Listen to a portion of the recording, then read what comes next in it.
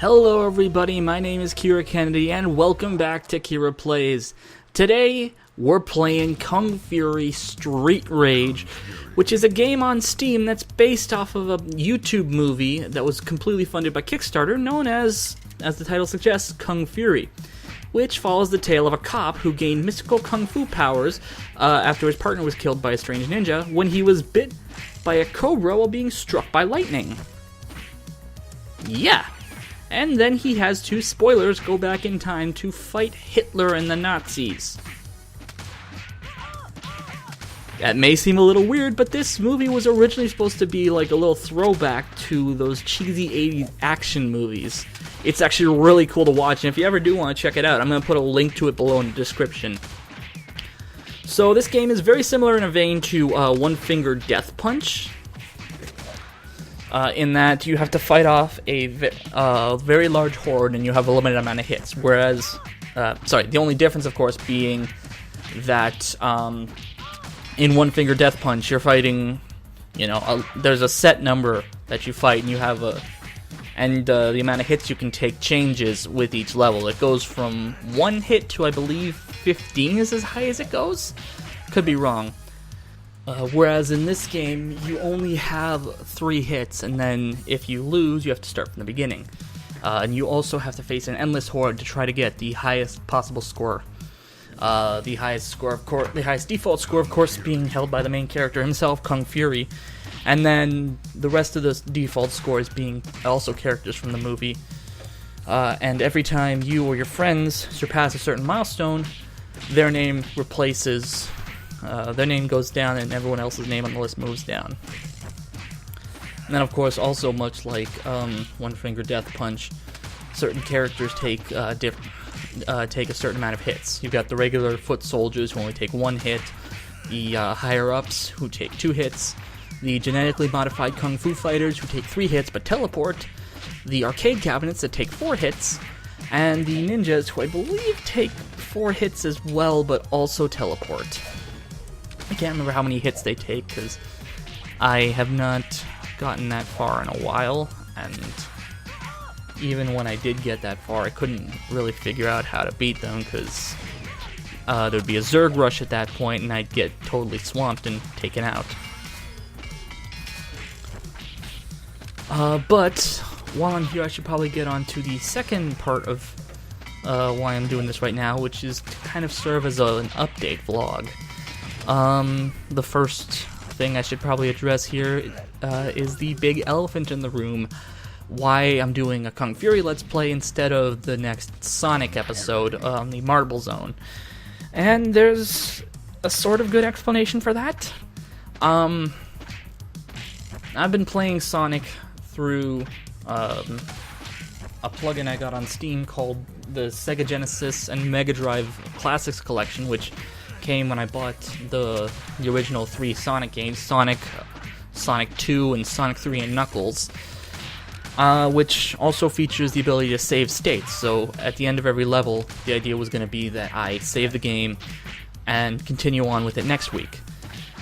The problem with it was that the plugin did not like to hold saves very well. In fact, anytime I tried to go back to the emulator's main menu to save, it would crash, and I'd have to start all over again. I mentioned this in episode 1, where I kind of had to go through it 3 times before I finally got a save that held.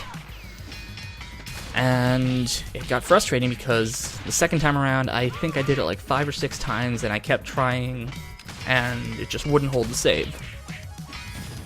So because of that, I decided to put the Sonic the Hedgehog Let's Play on hiatus, and I am very sorry for that, because, this was a game I was kind of excited to play, because I'd never played the original Sonic before. It was kind of a cool learning experience. But until I can find a way to get through it without having to do a one-shot, and this leads into my second announcement, I'm not going to be able to have a lot of time because I'm actually going back to school. So between school and work, it's going to be hard to be able to get a lot of content out outside of the Let's Plays, and that would have to be, I'd only have a limited amount of time for recording Let's Plays, which wouldn't allow me to do, like, a whole, like, recording the game over the span of a day, and recording over the span of a day, and then kind of editing and separating everything there.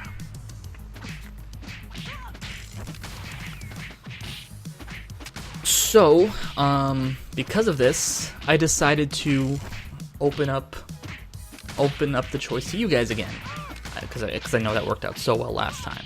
Now, the original option, which was what I was going to be my contingency plan, the game that was a close second in the Tumblr and Facebook poll, of course, BioShock, that's still on the table. However, there are two more options that just recently presented themselves. The first of which was a game that I once did a stream on, Saints Row 4, but due to some issues with Twitch's content ID system and me being worried about getting muted on YouTube because of the fact that this uses licensed songs, was going to be Saints Row 4, because we really haven't seen much of President Kira since Earth was destroyed, and we really should follow more of his exploits. So that's another option. And of course, in a very similar route to the game I did before Sonic the Hedgehog DMC, this is a game that only recently became available on Steam again, and it ties in also with Saints Row 4 in that the voice of President Kira also voices this character. The game in question is Deadpool. Of course, this ties in also really well because the Deadpool movie's coming out next year, and, you know, Deadpool's just a cool character all around. Why not? So, I'm gonna open the vote up for that today, the 7th of September, until Friday the 11th. I'll record the footage on Saturday, and from there, the next Let's Play will start on Monday. Now, as to where to vote, well, hang on, let me just finish this level, and then let me finish this playthrough, and then I'll switch the video.